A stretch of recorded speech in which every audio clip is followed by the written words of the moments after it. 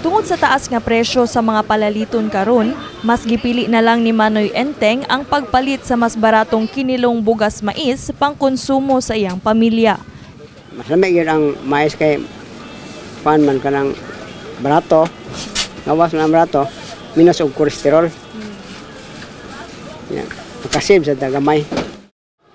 Apan gipaabot nga mas musaka pagyud ang presyo sa mga palaliton sa umaabot nga buwan tungod sa padayong pagsaka sa inflation rate sa atong nasod. Matud pa sa datos nga gipagawa sa Philippine Statistics Authority sa Rehiyon 7, gikan sa 2.7% inflation rate sa buwan sa Pebrero, misaka kini ngadto sa 3.2% sa buwan sa Marso. Luko probinsya, ang dakbayan sa Mandaue ang natala nga dunay labing taas nga inflation rate nga mokabat ngadto sa 9.7%. Nagkanayon ang Regional Director sa PSA 7 nga dako ang posibilidad nga mosaka pa ang inflation rate hilabi na sa negatibong epekto karon nga dala sa El Nino sa agrikultura. If we look at the trend, it's getting higher, especially with the dry spell and El Nino phenomena. Possible ang rice will still be the same as double digit, but I don't know how much is that double digit. No.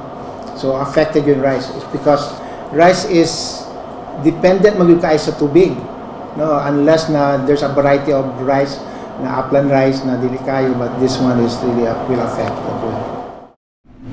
Usa sa hilabing maapektuhan sa padayong pagsaka sa inflation rate sa atong nasod ang presyo sa bugas sa kamerkaduhan.